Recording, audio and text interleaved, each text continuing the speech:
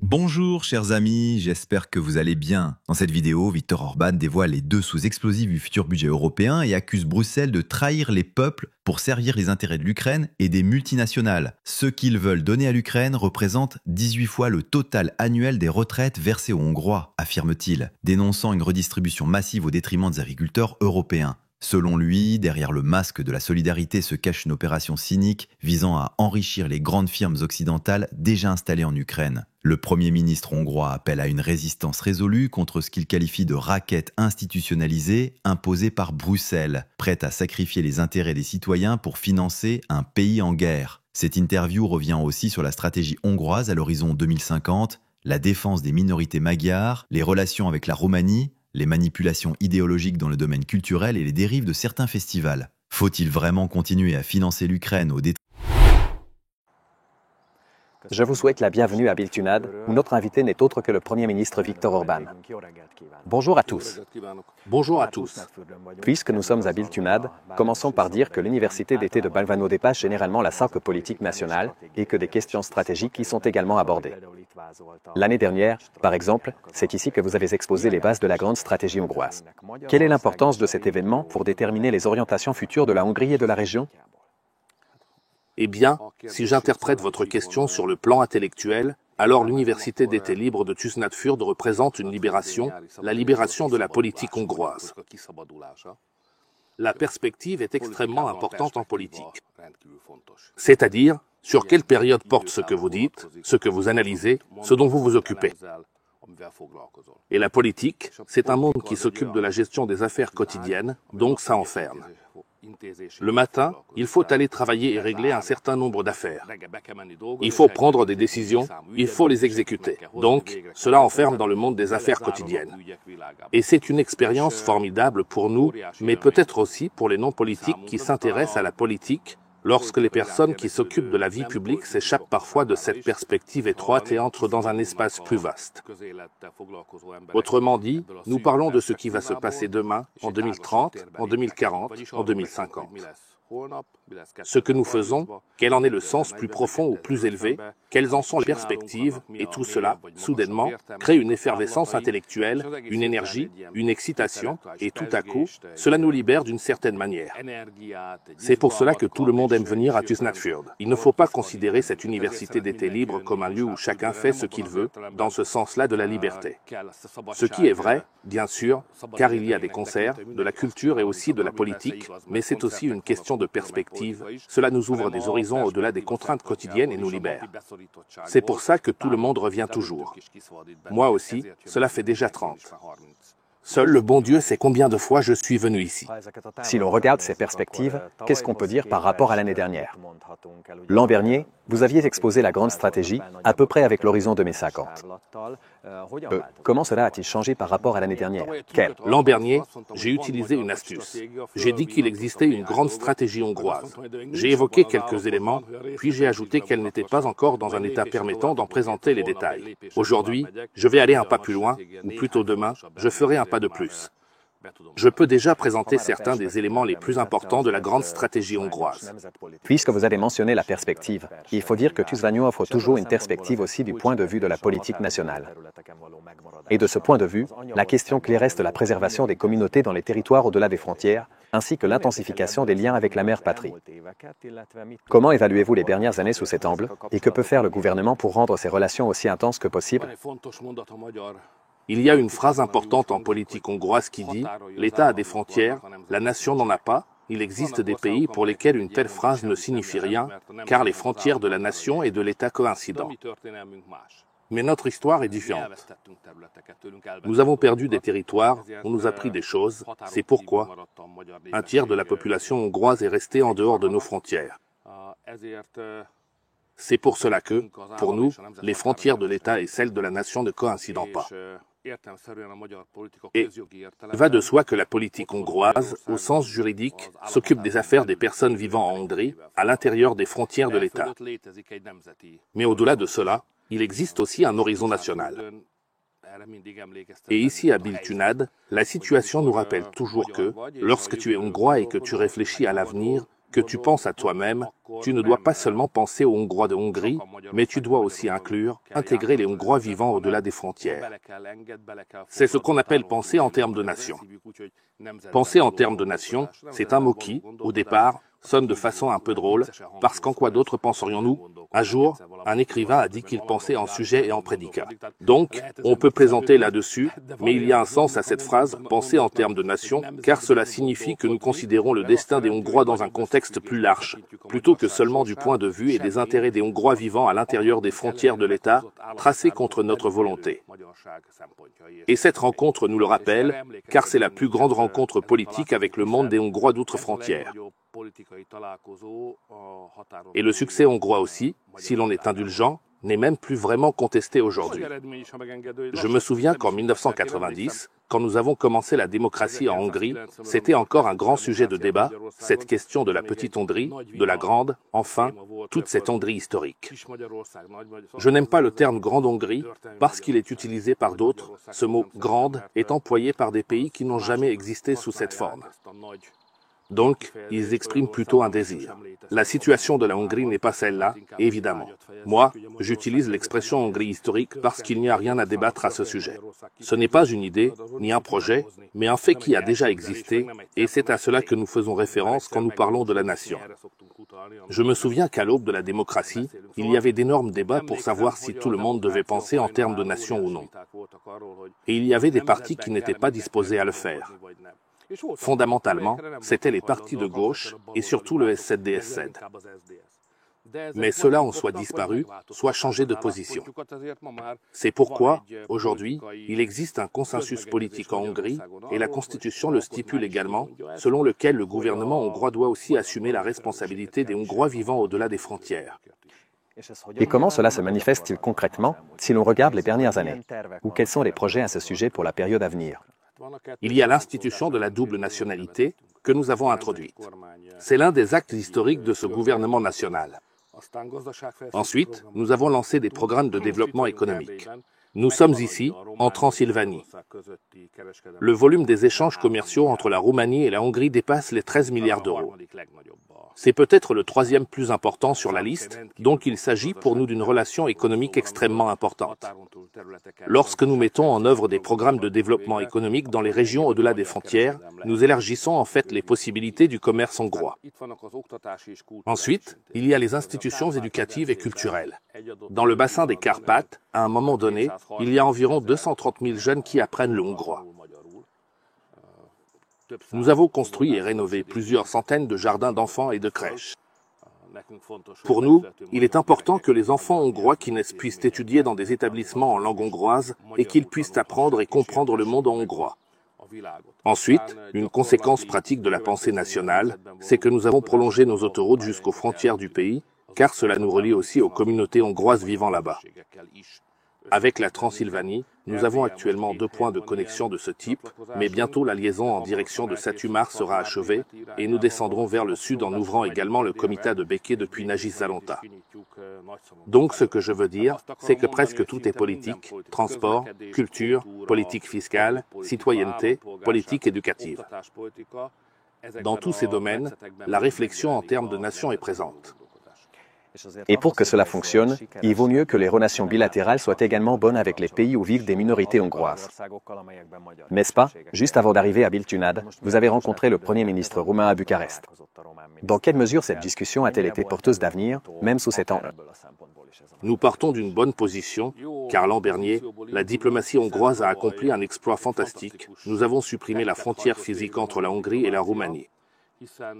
Je pense que les Roumains ont été traités de manière injuste et indue. On les a fait attendre et maintenus en dehors de ce qu'on appelle l'espace Schengen, où la libre circulation est garantie. Mais pendant la présidence hongroise, nous avons réussi à changer cela et à faire entrer la Roumanie dans l'espace Schengen. Compte tenu des antécédents historiques et des relations entre les deux pays, les Roumains s'attendaient probablement le moins à ce que ce soit nous qui les aidions dans cette affaire, mais c'est exactement le contraire qui s'est produit. C'est nous qui, en collaborant étroitement avec eux, avons réussi à résoudre ce problème avec succès. C'est pourquoi la rencontre d'avant-hier avec le nouveau Premier ministre roumain a commencé sur de bonnes bases, puisque nous avons un succès commun derrière nous. nous parlons d'un nouveau Premier ministre. C'est mon 23e ou 24e collègue, donc l'unité de mesure de la stabilité gouvernementale en Roumanie n'est pas la même qu'en Hongrie. C'est un autre monde ici. Ici, c'est plutôt le président qui stabilise le système, car le président est élu directement. Donc, ne soyons pas totalement injustes envers les Roumains. Ce système a un élément stabilisateur, c'est le président de la République. Mais les premiers ministres changent souvent, c'est pourquoi il est toujours important de savoir qui se trouve de l'autre côté à un moment donné. Ils ont nommé un homme d'Oradea comme Premier ministre. Lui parlait roumain, moi hongrois, mais culturellement, nous partagions le même système de code. Il vivait à quelques kilomètres de la frontière hongroise et il a dirigé cette ville en tant que maire pendant longtemps. C'est un poids lourd. Donc, pour résumer, je peux dire que c'est un homme sérieux, un poids lourd, avec des idées claires, même si la situation est très difficile en Roumanie. Ce n'est pas à moi de le juger, mais ici, il faut faire face à de sérieux défis économiques. La gestion de cela exige une expertise très sérieuse. J'ai déjà vu ce genre de situation, c'était un peu comme ce qu'on a connu en Hongrie à la fin du régime Gyurcsány, ce que nous avons vu en 2009, 2010, 2011, c'est gérable, puisque nous l'avons aussi géré, mais il faut vraiment se ressaisir. J'ai rencontré un Premier ministre déterminé qui a de l'expérience. La Roumanie a de bonnes chances, avec lui, de surmonter ses problèmes. Regardons aussi la relation avec un autre pays voisin. C'est l'Ukraine. Et ici, nous passons à la question de la guerre et de l'Ukraine. L'année dernière, vous êtes arrivé ici après la mission de paix et vous avez dit que, lentement mais sûrement, la politique européenne favorable à la guerre évolue vers une politique en faveur de la paix. Par rapport à cela, nous voyons maintenant qu'après un certain ralentissement, le soutien à l'Ukraine redevient de plus en plus intense et Bruxelles pousse beaucoup plus qu'il y a un an à l'adhésion de l'Ukraine à l'Union européenne. Qu'est-ce qu'il faudrait pour qu'on puisse à nouveau parler avec optimisme, d'une part de la paix et d'autre part, pour que les questions liées à l'adhésion à l'Union européenne prennent une autre direction? Eh bien, si l'on regarde déjà la situation d'il y a un an d'un point de vue surplombant. En effet, à ce moment-là, j'étais à Kiev et j'ai pu m'entretenir avec le président Zelensky, où j'ai essayé de l'aider en lui disant qu'ils devaient comprendre qu'ils avaient perdu cette guerre ou qu'ils allaient la perdre d'un moment à l'autre. Le temps ne joue pas en leur faveur. Jamais, personne n'a encore vaincu une superpuissance nucléaire. C'est pourquoi, à mon avis, l'Ukraine devrait envisager d'aller vers un cessez-le-feu et la paix. À l'époque, ils ont rejeté cette idée et le président a également refusé ma proposition. J'ai dit que je serais ravi de servir de médiateur puisque je vais à Moscou, à Pékin, et que je vais parler avec le futur président américain, donc je serais heureux d'être un bon instrument pour la paix si lui aussi le souhaite. Mais lui ne le voyait pas ainsi. Il a dit que le temps jouait en faveur des Ukrainiens. Il faut gagner cette guerre. Ce n'est qu'une question de temps et de savoir si l'Amérique s'orientera vers la paix ou non. Je pense que nous verrons bien. On ne peut pas le savoir. À mon avis, c'était une décision tragique de sa part et ils en paient le prix fort. Ce ne sont pas nous, les Hongrois, mais eux, les Ukrainiens. Il y a un an, il aurait été possible de conclure un cessez-le-feu, voire la paix avec les Russes dans des conditions bien plus favorables. Maintenant, ils sont dans une situation bien pire, donc non, il a mal évalué la situation. Cette affirmation selon laquelle le temps joue en faveur de l'Ukraine. Ce n'était pas vrai il y a un an, et ce n'est pas vrai aujourd'hui non plus. Mais bon, c'est leur affaire. Nous avons fait tout ce que nous pouvions, nous avons fait une proposition, nous avons offert notre collaboration. À partir de là, chacun est l'artisan de sa propre chance. Depuis, une seule chose peut être considérée comme significative dans les relations ukraino-hongroises. Les Bruxellois poussent à l'adhésion de l'Ukraine à l'Union européenne, alors que la Hongrie est voisine de l'Ukraine. Si nous vivions sur la côte de l'Atlantique, nous pourrions dire, eh bien, si vous, ici à l'extrémité orientale, pensez que cela vous convient, alors parlons de l'adhésion de l'Ukraine à l'Union européenne. Mais nous ne vivons pas sur la côte de l'Atlantique, ni même dans les régions sur de l'Allemagne en Europe centrale, mais ici, à l'extrémité orientale de l'Europe, voisin de l'Ukraine. Et la réalité, c'est que l'adhésion de l'Ukraine est inacceptable pour nous, car si nous acceptons l'Ukraine, nous acceptons la guerre, et c'est notre territoire qui deviendra le champ de bataille. C'est cette région du monde qui deviendra le théâtre de la guerre. Admettre un pays en guerre dans l'Union européenne, cela signifie que nous avons accepté la guerre. Il y aura la guerre en Europe, et géographiquement, c'est la région voisine du futur État membre ou de l'État membre de l'Union européenne en guerre, l'Ukraine, qui en souffrira le plus. C'est inacceptable. Cela détruirait, énormément de Hongrois mourraient. Nos jeunes seraient emmenés, nous serions entraînés dans une guerre. Nous devrions subir une destruction terrible. Notre économie serait en ruine, comme c'est toujours le cas en temps de guerre. Donc, il est dans l'intérêt fondamental de la Hongrie de maintenir sa position de refus de l'adhésion de l'Ukraine à l'UE et de faire comprendre clairement aux Occidentaux qu'il ne sert à rien de faire pression sur la Hongrie, car ce n'est pas une question tactique, c'est une question existentielle pour la Hongrie. Nous ne soutiendrons jamais une politique étrangère qui menace la survie de la Hongrie, car nous sommes hongrois. Dans le même temps, Zelensky affirme que cela porte atteinte aux intérêts de l'Ukraine et cette semaine, il a déclaré que tous ceux qui nuisent aux intérêts de l'Ukraine devront faire face aux conséquences.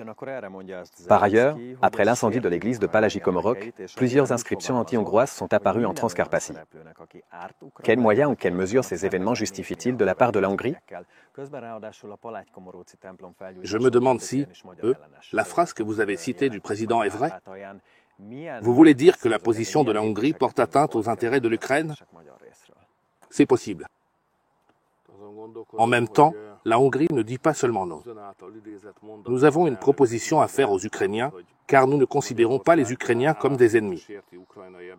Peut-être que nous considèrent comme tels, mais nous ne les considérons pas comme tels.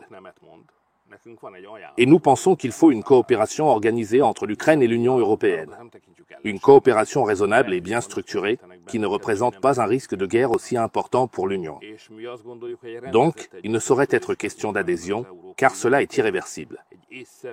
Il n'existe pas de possibilité d'exclusion. Donc, on ne peut pas t'accepter un jour et te mettre dehors le lendemain. Donc, si on t'a accepté, on a aussi accepté ton destin. Et aujourd'hui, le destin de l'Ukraine, c'est d'être un État tampon voisin de la Russie. Ce destin, nous ne voulons pas l'assumer, les Hongrois viennent tout juste d'y échapper.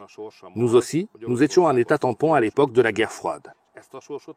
Nous ne faisions pas partie de l'Union soviétique, mais nous étions situés à la frontière occidentale de l'Union soviétique, à la lisière orientale du monde occidental. Nous étions un État tampon.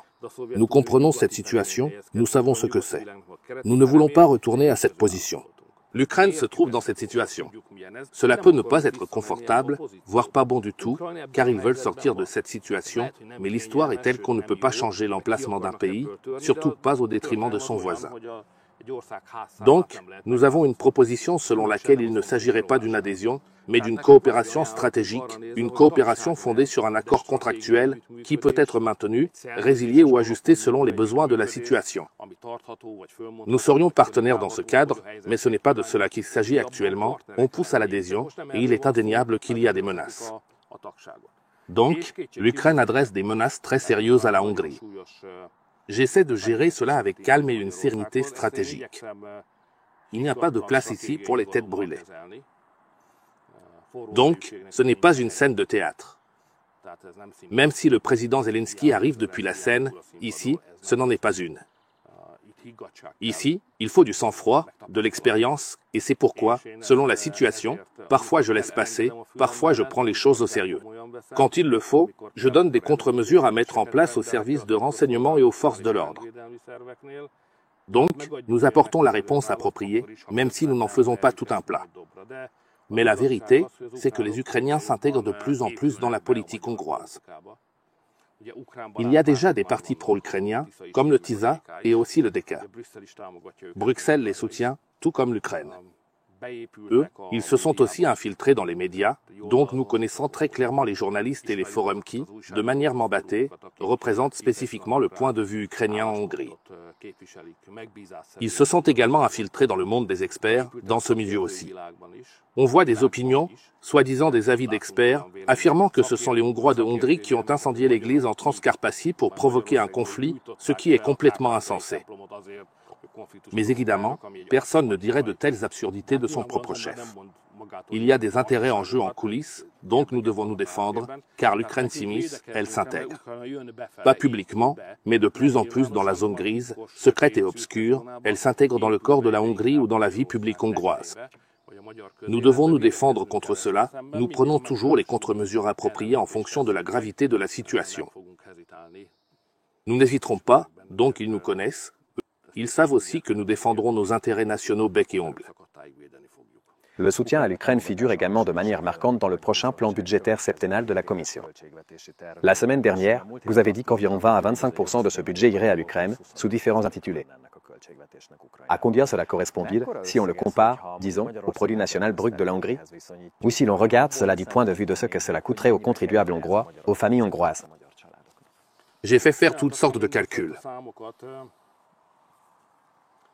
C'est difficile à illustrer précisément, mais peut-être que ce que nous pouvons tous comprendre, c'est que l'argent qu'ils veulent donner à l'Ukraine représente 18 fois le montant total des pensions versées en Hongrie en une seule année. C'est cette somme que nous devrions donner. Donc en fait, c'est ce que l'Ukraine devrait recevoir de l'Union européenne, et une partie de cette somme devrait venir de nous. Nous estimons qu'environ 360 à 370 milliards d'euros seraient attribués à l'Ukraine sur 7 ans, alors qu'en une année, la performance économique totale de la Hongrie tourne autour de 200 milliards d'euros. On parle de sommes énormes, selon les standards hongrois. Et eux, partout en Europe, ce sont les agriculteurs qui se sentent les plus grands perdants de ce budget. Et la position hongroise, du côté des agriculteurs, c'est qu'on a l'impression que c'est pratiquement leur argent qu'on donne à l'Ukraine. Qu'est-ce qui se cache derrière tout cela? Qu'est-ce qui pousse Bruxelles à vouloir surtout réduire les subventions agricoles? C'est une question difficile. Qui sont les plus grands perdants? En principe, tous les Européens en sont perdants, car on brûle inutilement de l'argent en Ukraine. Sauf ces grandes entreprises européennes internationales, les multinationales, qui sont déjà implantées en Ukraine et qui vont rafler la majeure partie de l'argent que nous envoyons là-bas. Comme elles l'ont d'ailleurs fait au début de notre adhésion à l'Union européenne, elles empochent l'argent et le rapatrient chez elles. Donc il y a quelques grandes entreprises européennes, internationales et bien sûr américaines, qui feraient un énorme bénéfice si cet argent arrivait en Ukraine. Mais les citoyens européens, y compris les Hongrois, y perdraient tous. Si l'agriculture et les agriculteurs figurent effectivement en bonne place sur la liste des perdants, c'est parce qu'on veut leur prendre beaucoup d'argent pour le rediriger vers l'Ukraine. D'autre part, ils perdraient aussi des parts de marché, car en Ukraine, les conditions de production agricole sont tout à fait différentes d'ici. Ici, c'est beaucoup plus coûteux, car nos agriculteurs doivent respecter toutes sortes de réglementations. La concurrence ne serait pas équitable si l'on pouvait importer des produits agricoles sur le marché européen depuis là-bas, alors qu'ils peuvent produire à moindre coût, tandis que nous sommes contraints à une production plus chère. Donc, il faut protéger nos agriculteurs. Je trouve scandaleux que les experts de la TISA qualifient les agriculteurs européens, et surtout les agriculteurs hongrois, de singes dressés ou de chimpanzés, simplement parce qu'ils ont adapté leur exploitation à un système de subvention. Mais qu'aurait-il dû faire? On ne peut tout simplement pas parler aux gens de cette façon, et en plus, le diagnostic est erroné. Les règles deviendraient plus strictes, d'ailleurs. Même si je dois ajouter que, si je regarde les choses sous un autre angle, l'ancien candidat de la gauche au poste de Premier ministre a qualifié les gens de droite de champignons nourris au fumier. Ici, il est question de chimpanzés. Alors, du point de vue de l'évolution, on peut aussi voir les choses comme ça. Les conditions de l'état de droit deviendraient plus strictes et, par exemple, les subventions agricoles y seraient également liées, en invoquant le fait que des conditions liées à l'état de droit sont nécessaires pour une utilisation efficace des fonds. Selon vous, quel est le lien entre l'état de droit et l'efficacité? L'instrument de l'état de droit est une matraque politique. Cela n'a rien à voir avec l'état de droit. Le plus grand violateur de l'état de droit en Europe en ce moment, c'est la Commission elle-même, ainsi que Bruxelles. Donc, c'est la chose la plus éhontée que j'ai jamais vue, qu'un centre impérial, qui piétine l'état de droit, critique un État membre au nom de l'état de droit. Tout cela n'est qu'un système d'outils de chantage politique. Il faut tout simplement l'oublier, purement et simplement. Parlons d'un autre sujet, car hier le gouvernement a interdit d'entrer en Hongrie ce groupe irlandais, connu pour son antisémitisme et son soutien aux terroristes, qui devait se produire au Sziget. Évidemment, je ne vais pas citer ici la réaction du groupe, parce que ce n'est pas diffusable dans le cadre de l'émission, Mais on peut l'imaginer, oui. Mais les organisateurs du festival ont aussi déclaré qu'ils condamnaient certes le discours de haine, mais qu'ils garantissaient en même temps à chaque artiste le droit fondamental à l'expression artistique, ce dont on a beaucoup parlé ces derniers jours. Qu'est-ce qui rentre dans le cadre de l'expression artistique et qu'est-ce qui n'y rentre pas? Mais il semble que le gouvernement et le festival abordent cette question sur des plans différents. Selon vous, de quoi s'agit-il vraiment dans ce débat? Qu'est-ce qu'il faut regarder en priorité ici? Eh bien, tout d'abord, il est important de maîtriser ses émotions. Donc, je respecte les personnes qui travaillent dans le show business hongrois, y compris celles qui organisent des concerts et des festivals, comme le Sziget. C'est un boulot difficile, à mon avis. Ça demande une grosse logistique. C'est un travail difficile, même si ça rapporte beaucoup d'argent. Mais au début, j'étais vraiment furieux contre eux. Je vais être honnête, comment peuvent-ils mettre la Hongrie dans une telle situation? N'aurait-ce pas été au gouvernement hongrois d'intervenir ici? Ils auraient dû avoir assez de bon sens pour ne pas inviter un tel groupe ici. Après tout, ce foutu ou maudit argent est si important. Pour eux, ça en vaut la peine aussi. Mais ensuite, je me suis calme. Je me suis calmé et j'ai regardé quelles options juridiques nous avions, et nous avons travaillé tranquillement pendant 5 jours pour trouver la solution juridique appropriée. Vous voyez, une solution qui nous permette d'interdire l'entrée de ce type de personnes dans le pays. Et notre système juridique est très clair sur le fait que la Hongrie est un pays libre, c'est une île de paix, et le principe fondamental ici, c'est que nous vivons en paix les uns avec les autres, et que personne ne peut être attaqué, même verbalement, à cause de sa religion ou de son origine. Cela n'a pas sa place ici. Si tu viens en Hongrie, tu dois respecter nos lois. Mieux vaut ne pas venir, mon ami. Mais si on regarde dans l'ensemble, il y a eu plusieurs cas récemment, sous prétexte d'expression artistique, des choses assez étranges se sont produites. Jusqu'où va ou jusqu'où peut aller la tolérance envers les opinions des autres, ou bien l'expression de cela selon vous? Je ne pense pas que ce soit de cela qu'il s'agit. C'est un débat intéressant, certes, mais pourquoi ce débat s'échauffe-t-il 8 mois avant les élections? Parce que ce n'est pas de cela qu'il s'agit, mais bien des élections. Et si l'on veut observer un pays en matière de démocratie et de dilemme, il faut regarder l'Amérique, puisque c'est quand même là-bas qu'ils ont inventé tout ça. Même si, selon les Français, ce serait plutôt eux, mais laissons cela de côté pour l'instant. Aux États-Unis aussi, une part considérable des artistes soutient les candidats libéraux du moment, c'est-à-dire le Parti démocrate. C'est pareil ici, et parfois ils vont un peu trop loin. L'un d'eux dit que la droite, enfin, ça ne lui plaît pas, donc ces gens-là, ce sont des sous-hommes. Un autre fait semblant d'abattre le Premier ministre sur scène, un troisième traite le chef de singe. Bref, il y a vraiment de tout ici, mais bon, là, c'est déjà la campagne. Donc ici, il ne s'agit pas vraiment de la liberté artistique en général, mais plutôt du fait que les artistes aient une grande partie du show business, il faut bien l'admettre. C'est aussi le cas en Amérique, se rangent derrière les partis libéraux de gauche. C'est ce qui se passe aussi en Hongrie, et en plus, ils sont payés pour ça. Il ne faut pas trop en douter. Mais c'est comme ça, la vie. Mais bon, même en Amérique, ça n'a pas aidé, en général ça n'aide pas. À mon avis, les électeurs n'aiment pas que des gens populaires, voire respectés dans le show business, essaient de leur dire comment ils devraient penser à la vie ou à la politique. Ça n'a jamais marché non plus en Amérique jusqu'à présent. Je suis d'accord avec ceux qui pensent que c'est plutôt à notre avantage, à nous qui sommes attaqués. Je pense que, d'un point de vue politique, cela ne nous nuit pas, au contraire, ça pourrait même nous être bénéfique. Cela aide en tout cas à y voir plus clair. J'ai également interrogé Viktor Orban, le Premier ministre, à Tüsnadfjord sur l'importance de l'université d'été de Biltunad, les menaces venant d'Ukraine et le budget de l'Union européenne.